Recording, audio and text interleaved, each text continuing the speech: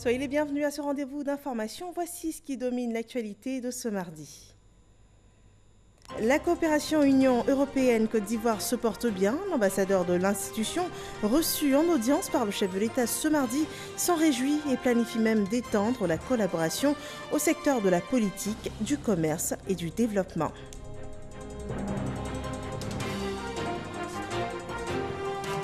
Le gouvernement marque officiellement les 16 jours d'activisme contre les violences basées sur le genre. L'événement a donné lieu à une série d'expressions des femmes de tout âge pour dénoncer avec vitalité les actes de violence faits aux femmes, mais aussi aux enfants.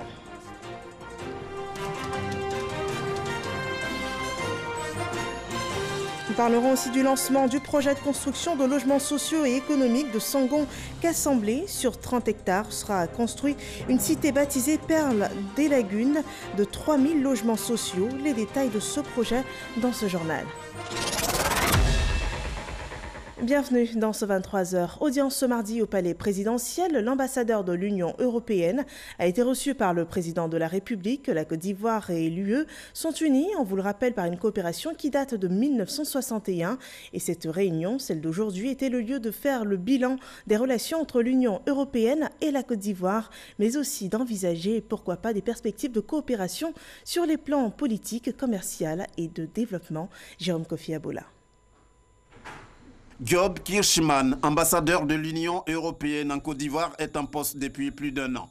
Sa mission, contribuer au renforcement du partenariat entre la Côte d'Ivoire et les 28 États membres de l'Union européenne. Un partenariat dont les effets se font sentir dans plusieurs secteurs, tels le commerce, l'énergie, la sécurisation du foncier rural ou encore la bonne gouvernance. Au président de la République, qu'il a rencontré ce mardi matin, le diplomate européen a confié que la coopération entre les deux parties est au beau fixe. Et on a pu le constater aussi dans les dialogues politiques qu'on avait hier, en présence de beaucoup de membres du gouvernement, beaucoup d'ambassadeurs de différents pays de l'Union européenne. Donc on a pu évoluer dans un très bon sens. Et donc c'était ça un peu la base de notre échange aujourd'hui. Et aussi de voir un peu dans le futur, c'est-à-dire comment on peut travailler ensemble l'année prochaine et les années à venir. Donc, soit sur un plan politique, commerce et certainement aussi développement.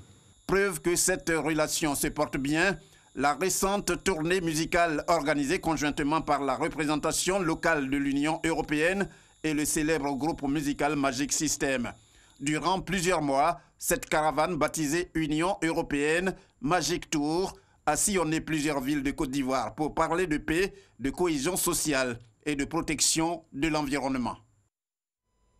Toujours dans l'actualité, les décideurs postaux du monde entier se réuniront du 10 au 28 août 2020 à Abidjan, ici, pour façonner l'avenir du secteur postal mondial. La rencontre constituera le 27e congrès postal universel et pour optimiser sa réussite, les organisateurs entament déjà les préparatifs de l'événement. Les différentes commissions engagées dans la préparation de ce congrès sont réunies en atelier au Sofitel Hôtel Ivoire sous la présidence du vice-président de la République, Daniel Kablan-Duncan, qui a aussi visité à la suite de ces ateliers les différents espaces devant accueillir la prochaine rencontre. La commission électorale indépendante, la CEI, installe ses commissions locales sur la période du 9 au 23 décembre 2019. 549 commissions électorales locales vont être installées dans tout le pays. Les commissions de l'étranger, elles seront installées en janvier et février 2020. Et pour lancer l'opération, Ibrahim Kouibière Koulibaly, le président de la CEI, a établi les membres élus de la commission électorale départementale d'Abidjan 3, une zone qui couvre Cocody, Plateau et Bingerville. Moussa Kodaté. Sissé Mamadou, Kwame Kwaku Deni, Seigneble Germain Claude sont respectivement président, vice-président et secrétaire de la commission électorale départementale Abidjan 3, couvrant les communes de Cocody, Plateau et Bingerville. Ils ont été élus à l'unanimité par les 7 commissaires locaux. Une fois qu'on est commissaire, on est commissaire pour toute la Côte d'Ivoire. Et la CEI couvrant toute la Côte d'Ivoire, donc ça va de soi qu'on soit juste. L'élection de ces responsables locaux, supervisée par Kouibière Koulibaly, Le président de la commission électorale indépendante les invite à être exemplaires dans l'exécution de leur mission. Faisons de sorte que notre mission soit expurgée de toutes les irrégularités. Faisons de sorte qu'il n'y ait pas de fraude dans l'exécution de notre mission. Agissons conformément à ce que la loi dit. Faisons de sorte que ceux qui nous ont envoyés ici, c'est-à-dire le peuple ivoirien, soient satisfaits de nous. On ne nous demande pas de choisir. On nous dit d'être des arbitres. D'être un arbitre juste. Il faut rester droit. Faisons de sorte que, au sortir de ces élections, que les uns et les autres, dans leur majorité, à l'exception de ceux qui ne sont pas des bons perdants, qu'on dise « Ah, on a eu peur pour rien, ils ont fait ce qu'ils devaient faire ».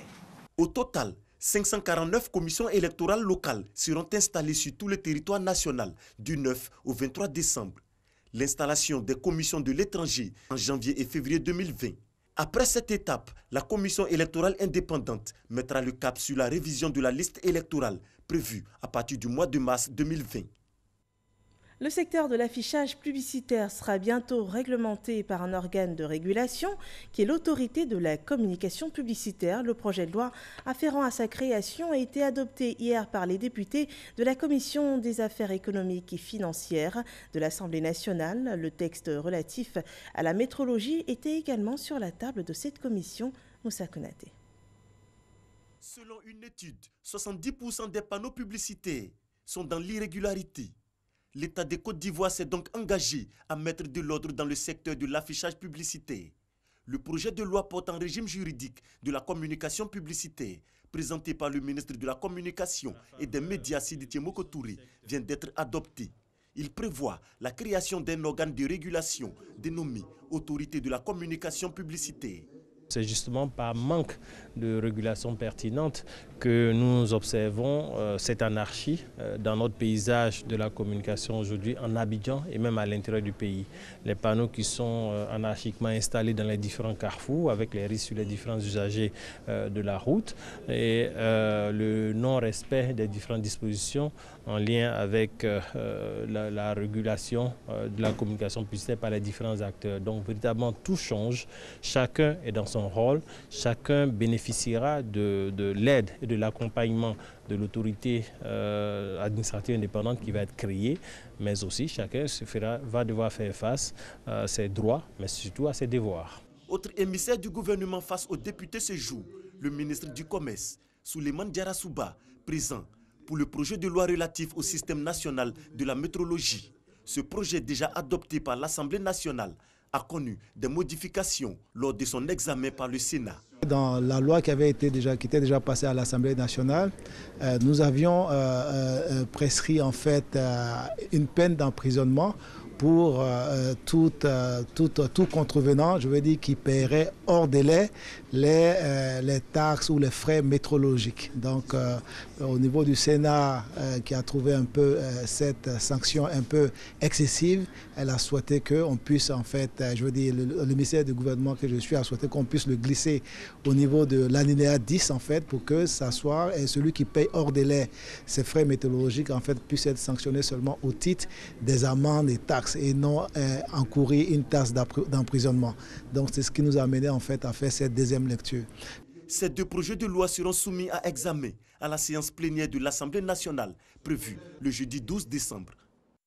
Régulation aussi dans le domaine de l'audiovisuel dans la sous-région. Les enjeux et perspectives de la régulation des médias virtuels en Afrique de l'Ouest ont fait l'objet d'un colloque initié par la ACA, la Haute Autorité de la Communication Audiovisuelle. L'objectif visé est de parvenir à établir des mécanismes communs pour mieux réguler les diffusions sur Internet et sur les nouveaux médias. On voit tout cela avec Issa Yeo.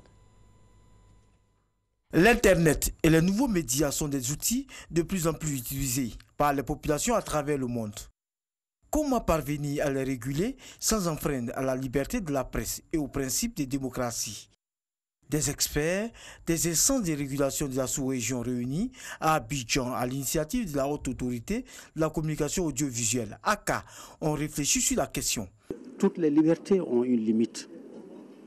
Cette liberté d'expression doit être accompagnée de son corollaire qui est aussi la responsabilité. Une fois que cet encadrement est débordé, il y a une sanction. Le secteur de l'audiovisuel est vraiment très bien encadré.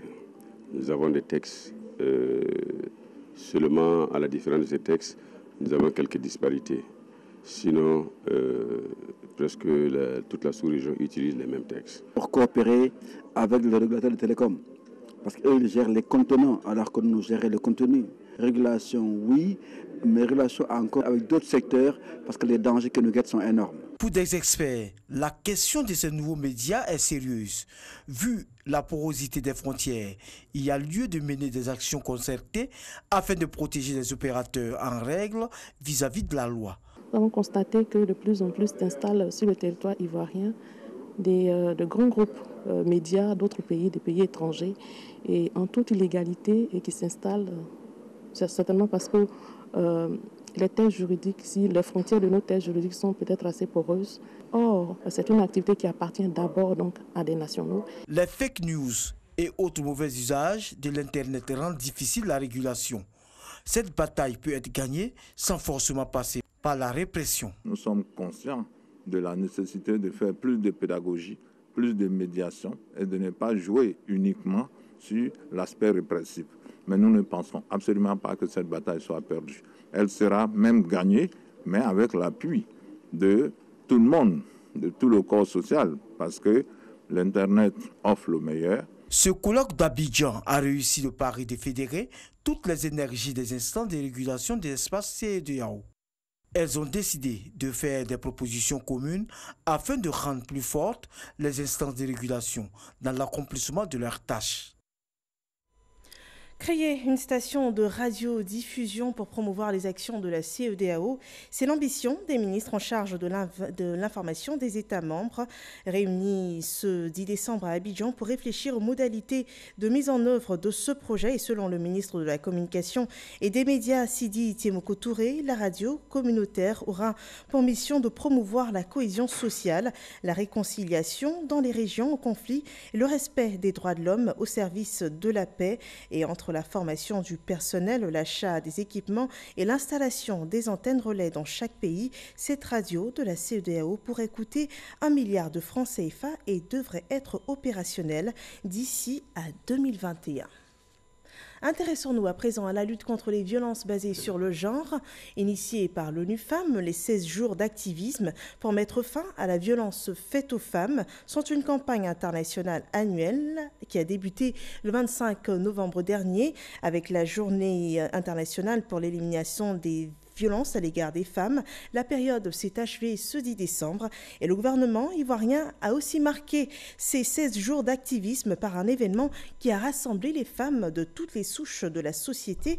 Et vous verrez dans ce reportage, ils ont avec vitalité dénoncé les violences dont elles sont victimes. Eugène Atoubé.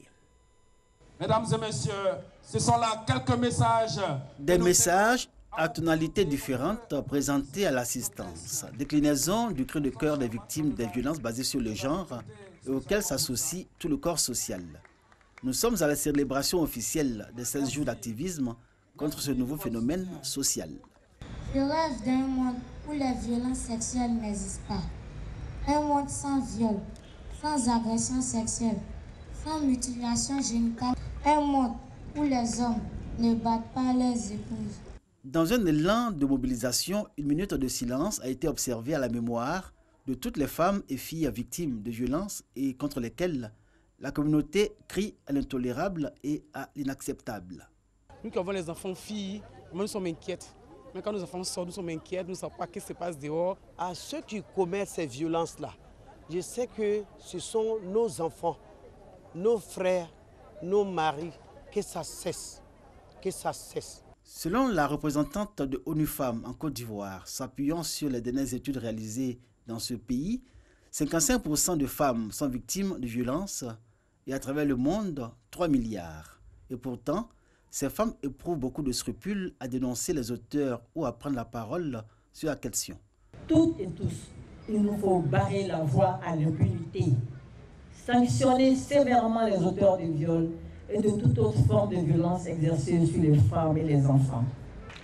J'en appelle donc à une prise de conscience collective et à la responsabilité de tous, des pères et de toutes les mères de famille. Oui, parce que la première protection de l'enfant, c'est dans la famille.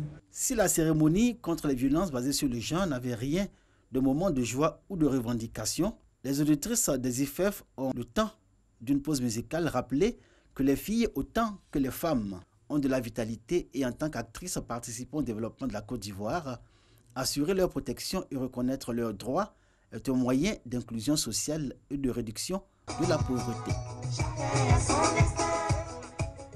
Voilà, les femmes prennent leur destin en main et les ministres africains de l'environnement aussi prennent celui de l'environnement en Afrique en main à la COP25.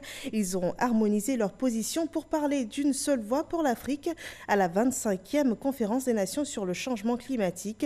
Ce groupe de négociateurs pour l'Afrique sur les changements climatiques souhaite adopter une stratégie commune contre les changements climatiques. Grace Kando, notre envoyée spéciale à Madrid.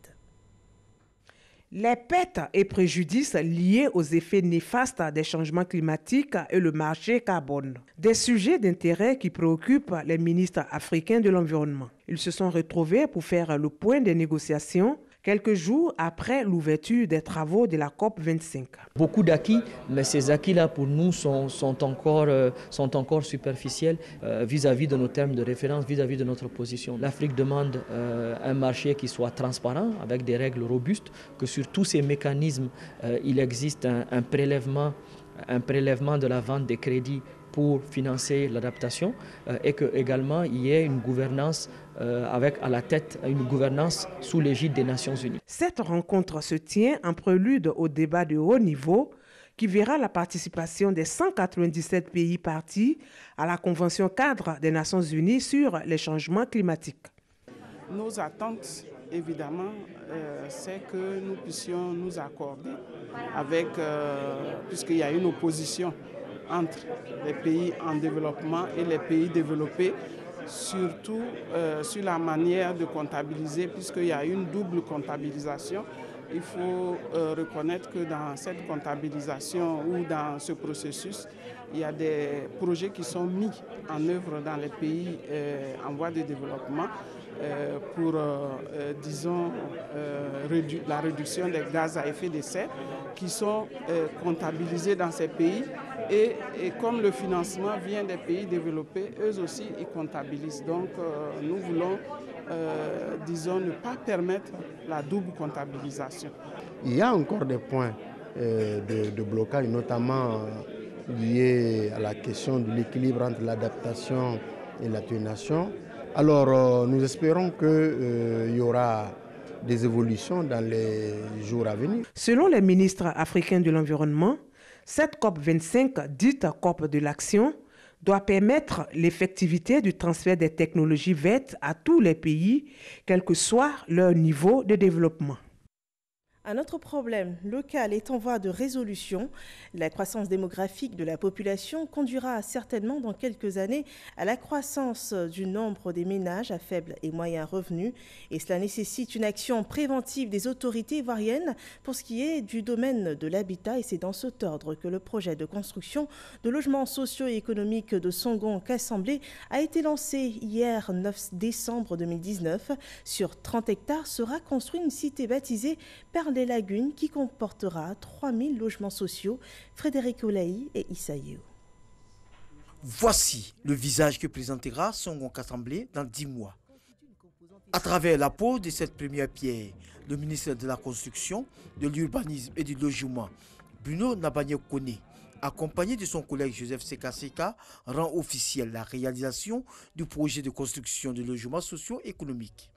Dans cette commune de Songon, qui abritera la cité Perle des Lagunes, sortiront de terre 3000 logements économiques de type R+4 pour la première phase.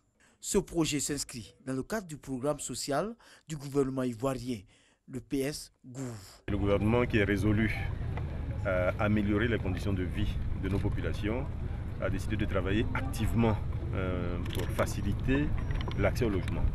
Et nous sommes donc très heureux d'accompagner toutes les initiatives, surtout quand il s'agit d'initiatives d'envergure.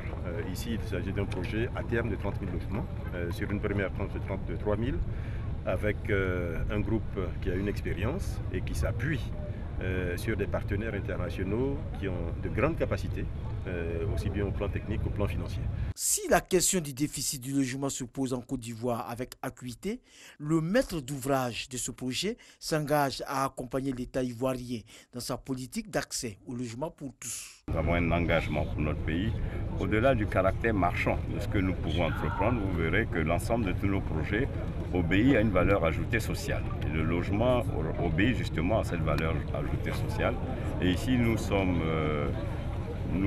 avec des partenaires chinois qui ont une expérience, une expertise. Cette opération de 30 000 logements va durer 7 ans. La livraison de 3 000 clés prévue dès septembre 2020. Ces logements composés de haut et bas standing viendront soulager la population. Le ministre Bruno Nabagné-Koné a donc invité la population de Songon à s'impliquer dans la réalisation de ce projet. Une autre action de développement, la mairie de Divo investit 75 millions de francs CFA pour réaliser 12 salles de classe dans sa commune. C'est un investissement pour renforcer les capacités d'accueil des 3 groupes scolaires de la commune et accompagner la politique de l'école obligatoire de la Côte d'Ivoire. Et nous en parlons avec Léon Brou. Le ministre de l'Équipement, témoin de cours au Centre de protection de la petite enfance CPPE de Divo. Bienvenue à l'inauguration de ce bâtiment de 3 classes, dont du maire Amédée Kouakou pour renforcer les capacités d'accueil de cette structure d'éveil et d'éducation des tout-petits. Ils sont 70 contre l'effectif autorisé de 50 pensionnaires par classe, pareil à l'école Dialogue 7 au Conakry, respectivement bénéficiaires de 3 et 6 classes avec bureau de directeur. Un soulagement pour l'administration scolaire. Vous avez une classe de CP2, il y a 120 élèves, vous êtes obligé de diviser la classe en 2. Il y a un groupe qui vient le matin, un groupe qui vient le soir. Parce qu'il n'y a pas de salle. Mais déjà, avec ce que la mairie vient de nous offrir, ça va soulager et nous en tant qu'administration scolaire et les enseignants et les parents d'élèves. Coût de ces 12 salles de classe et bureaux de directeur, environ 75 millions de francs CFA, dont 12 investis sur fonds propres du ministre maire Amédée Kouakou en réponse aux doléances de la direction du CPPE. Pour lui, il s'agit d'accompagner l'autonomisation de la femme par la protection de la petite enfance et la politique de l'école obligatoire. Tout pour l'avènement effectif de l'Ivoirien nouveau. Vous enseignants, vous avez en charge la vie de ces enfants. Vous avez en charge leur avenir, vous avez en charge leur devenir. Vous devez les former pour que l'esprit nouveau, l'esprit de l'Ivoirien qui aime son pays, habite ces enfants-là. Vous devez donc les former pour que ces enfants deviennent d'eux-mêmes des hommes importants dans ce pays. Que Dieu bénisse ces salles de classe dans lesquelles les enfants vont étudier, pour que demain, ils deviennent des grands titres, qu'ils deviennent des Ivoiriens avec un esprit de paix, de cohésion et d'entente. Engagement immédiat du maire de Divo, achèvement des projets en cours et dotation des écoles de latrines pour étoffer les équipements éducatifs de la mairie, portant déjà sur la 12aine d'établissements, dont 6 écoles maternelles. L'initiative est la même dans le nord de la Côte d'Ivoire. La municipalité de Madinani centre ses actions de développement autour des secteurs de l'éducation et de la santé. Un important don en matériel de santé et du mobilier scolaire a été fait aux entités sanitaires et éducatives de la commune. Kader Sogodogo. Le maire de la commune de Madinani fait don d'un lot de matériels médicaux, de bureaux-mètres et d'ordinateurs complets d'un coût de plus de 18 millions de francs CFA. Ce lot de matériel composé d'intrants pour la santé, pour l'éducation, vient pour combler un manque et permettre à toute la population d'en bénéficier. Ce don s'inscrit dans le cadre du programme social du gouvernement où les plus hautes autorités ont décidé d'accentuer leurs efforts en matière de politique sociale au cours de l'année 2019-2020. Nous sommes vraiment heureux de contribuer à la bonne marche du secteur de la santé à Madinani en mettant à la disposition de l'hôpital général de Madinani un ensemble de dons. Il revient donc à chacun et à chacune, à quelque niveau qu'il se situe, d'accompagner de façon plus générale l'État et de façon particulière à travers les appuis que nous ne cessons d'appeler pour le conseil municipal qui est leur affaire à tous et à toutes. Le conseil municipal a déjà initié en juillet dernier une campagne médicale gratuite en faveur de l'ensemble de la population. Côté éducation, un don de 865 tables bancs, 10 ordinateurs complets, des valises pédagogiques a été remis au monde scolaire. Parlons de santé à présent. Voilà 20 ans que la coliochirurgie est pratiquée en Côte d'Ivoire. Aussi appelée laparoscopie, cette approche chirurgicale moderne mini-invasive permet de réaliser des diagnostics et des interventions chirurgicales sans ouvrir la paroi abdominale. Les 20 années de la pratique sur le sol ivoirien ont été célébrées au sein de l'hôpital Mère-Enfant de Bingerville par des journées scientifiques. C'était du 2 au 6 décembre dernier. Salima Toudir. En 1999, la vidéo-endoscopie chirurgicale faisait son apparition en Côte d'Ivoire. Voilà 20 ans que cette technique opératoire qui permet de réaliser des interventions chirurgicales sans ouvrir le ventre en grand est pratiquée. Le président de l'association ivoirienne de chirurgie fait le bilan de cette pratique.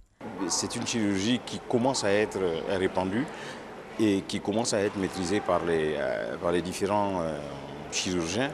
Parce que la courbe d'apprentissage est très importante et très longue parfois. Il y a quelques hôpitaux comme le CHU de Tréchouil, le CHU de Yopougon, où il existe des colonnes qu'on a beaucoup de mal à entretenir parce que c'est du matériel de haute technologie qui nécessite un entretien et une maintenance permanente.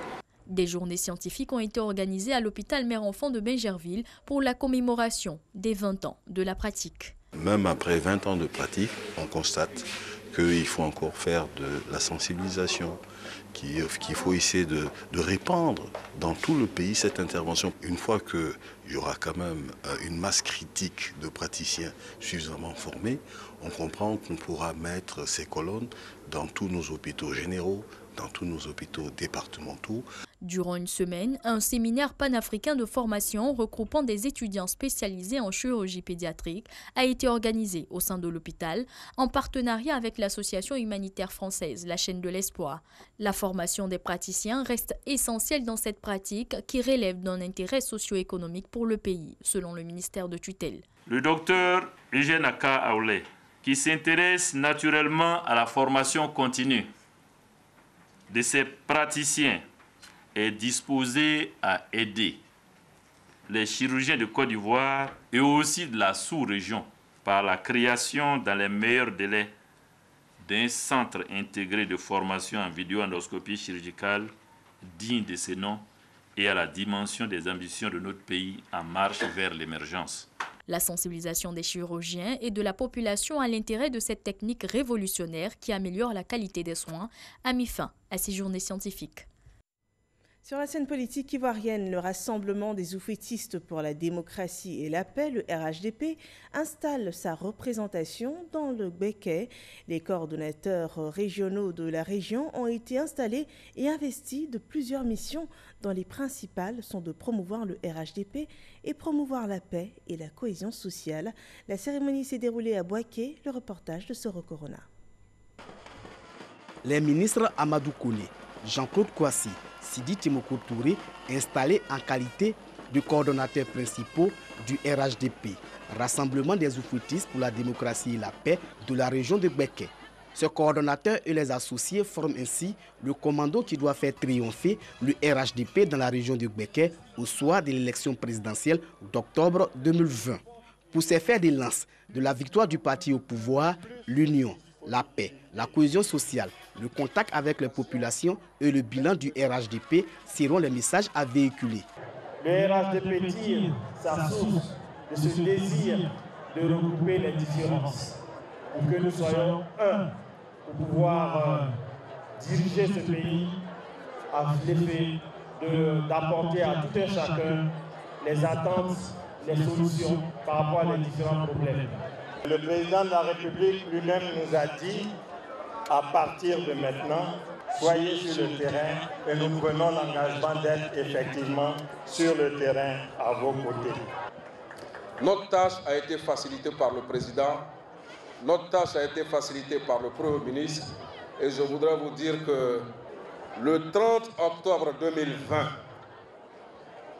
le RHDP dans le Béquet fera le score le plus éclatant de l'ensemble de la Côte d'Ivoire et nous prenons cet engagement. L'envoyé du RHDP, le ministre François Amicha, a appelé les nouveaux coordonnateurs à travailler pour une victoire éclatante du RHDP. Un parti politique se crée pour s'emparer du pouvoir ou pour conserver le pouvoir. Le RHDP a pour vocation d'apporter la paix, la stabilité, le développement dans ce pays. Et c'est pour cela que vous adhérez nombreux à ce parti. Les coordonnateurs régionaux et leurs associés ont pour mission d'installer leur coordination départementale, sous-préfectorale et communale avant le 30 décembre 2019. Pour cette cérémonie d'investiture, le Rassemblement des oufouettistes pour la démocratie et la paix a battu le rappel de ses militants. Voilà, ce journal est terminé. Merci de nous avoir suivis. Bonne suite des programmes sur RTI.